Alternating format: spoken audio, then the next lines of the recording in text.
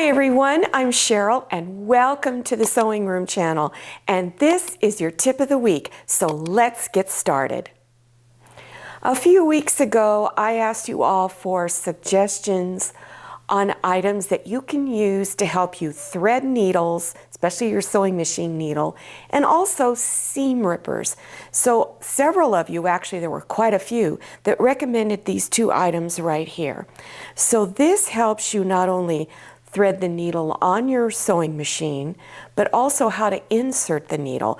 I have not tried it yet, but here's a picture of threading your needle, and this one shows you how to insert the needle into your sewing machine. Over here is the seam ripper, and this has a magnifying glass on it right here, and there's also an LED light to help you see it. I am so excited to try these out, and these are both made by Dritz, and you can get them on Amazon.com. I love buttons, and I have a very large collection of buttons, and I like all different styles. There's not really one that I'm really favor that much. I just like bright, bold colors. And sometimes you can buy buttons in cases like this. And I bought this years ago at Walmart. I don't think they sell anything like this there now, but I'm sure you can go on to Amazon and other fabric supply websites. Now in here, they're very bright colors. They're all the same size. They're 2-eye buttons, so you got 2 holes on them. And I really love these bright colors. I use them on a lot of different things, not only just crafts, but clothing too. I love really, really large buttons. And sometimes you can get them in a package like this. And they're all the same size, but again, they have those bright colors. Now, you can use these on clothing, but I use them on a variety of craft projects. I'll put them on basket liners, table runners, and later on in this tutorial I'm going to show you some of the things I would put them on. Now when I buy buttons, I like to put them in these little craft organizer boxes. They look like this, and you can get these at Walmart. I'm sure you can get them at Joann's, internet, a lot of different places. And so I'll put like colors together and try to get little slots where I can put all of the different sizes. All of these colors that you see in this organizer all came out of one bag. So they had this light teal, kind of a peach, and an orange. So they all coordinate together. So I do like to buy those large bags of buttons. It's much more economical. You can also get novelty buttons like this in bags where they have a lot of different colors, different sizes, and this is all different sizes of flowers. Again, I love bright colors. I just think they make projects pop. Now, I haven't sorted these out yet, but here's another one where these all came with flowers and lots of geometric sizes, diamond shapes, hearts, square buttons, all kinds of rectangles, flowers in all of these different colors and sizes. You can also find bags of buttons with all different colors of stars in different sizes. I don't use these as often, but boy, when I do need a star, I can always go to this one and pull it out. Again, the large bags are very economical to purchase. These buttons are very decorative. Now, I bought them with the idea of probably putting one on a tote bag to use as a closure for the bag. These are just so beautiful and so different. Also, you can put them on clothing. Let's say you have a neckline with a loop going across to grab a button. You could use something like this to really make that clothing item pop. Many of the buttons I've already shown you, not all, were purchased at Walmart. I'm not sure how many different buttons they're selling over there now because of with the shortages of many items, but you can buy large bags at Joann Fabrics and Crafts. This is flare. And it came with a huge assortment of buttons, different colors, different sizes. And the buttons come with and without a shank on it. So if you want to come over here and look at this button right here, it's got a shank on the back side. So if you were going to hot glue this onto a project, it's not going to lay flat because of the shank. You can purchase these little clippers to cut that shank off, or go through your husband's toolbox. I'm sure he'll just love it, and find something like this and to cut that shank off. I like looking for the unusual because you never know what you could use it on. So you could use these cute little balloons on children's projects. You can put that onto children's clothing just to kind of give it a little different look, because you usually can't find clothing with balloon buttons on them. Don't forget the seasonal buttons, like the Christmas buttons here. Now, I bought all of these at Joann's, the balloons and these.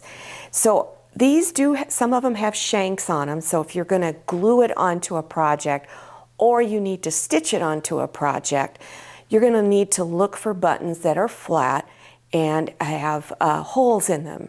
Or if you're just going to hot glue it, you can cut those shanks off.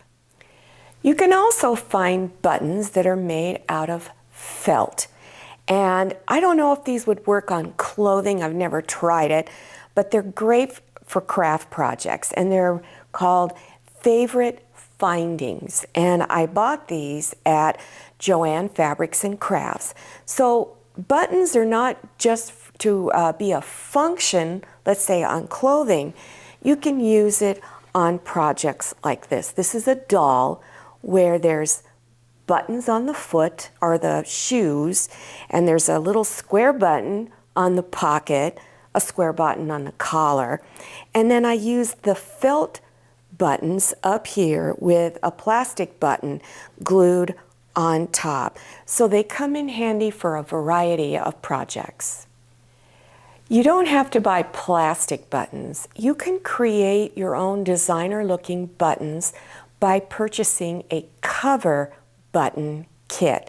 So they'll come with a few cover buttons in them, but I'm sure you can buy them in bulk later. But if you're just getting started, you can buy this kit. And then what it is I'm going to separate this out. This is, or on the back, are these instructions. Okay. You cut this little half circle out and you use it as a template. And I'm going to show that in a little bit. And then over here are the instructions. It's very, very simple. But there's one little thing they didn't put in here and I don't quite understand. So I'm going to show you what I go through to do a cover button. So here's are some of them that I created. So they almost look like a plastic button, except they are fabric. And I would use these on clothing. You can use it on craft projects too. But I used to make double-breasted suits. That's many, many years ago. I don't do it anymore. So I would use fabric-covered buttons on the suit because it just made the suit look a lot more expensive. So you take just a small piece of fabric and then on the back side, just fold it in half to where the back of the fabric is showing. Take your little template and you just place it on the fold and then trace around it. And then what I like to do is place a little pin to hold it and then fold it so that it stays folded and then cut your little circle out. Well, then what I did was I gave it one more step that's not in the instructions on the back. I took needle and thread and did a large basting stitch around the edge, close to the edge. Because in the instructions, it's asking you to take, now this, I don't have a one that's not uncovered, but this piece would be your outer portion. So that would go down in here. Then you would be looking at the back of this. Then you would put your fabric, let me do this, inside. And then you push the fabric down inside the back of that shell of the button. but it makes it easier if you do the basting stitch.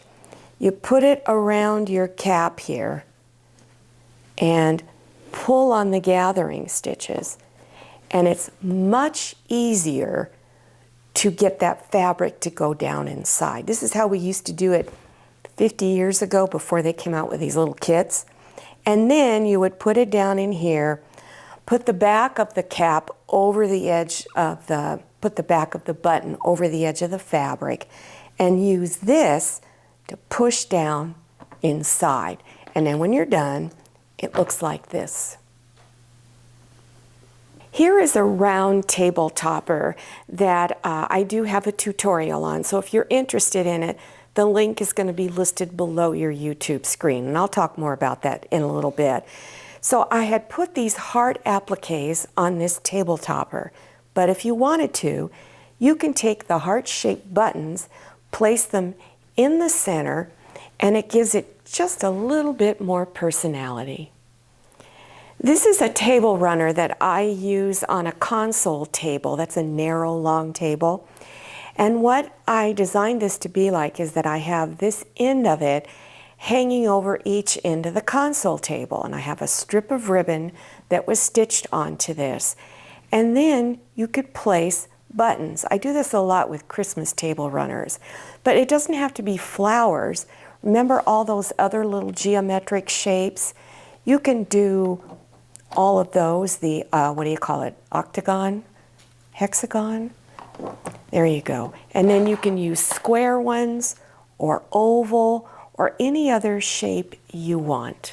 I hope you enjoyed this tutorial and that you start using buttons to accentuate some of your crafts and sewing projects. Now these items that you see here, you can find links on how to make them by going below your YouTube screen to the description section.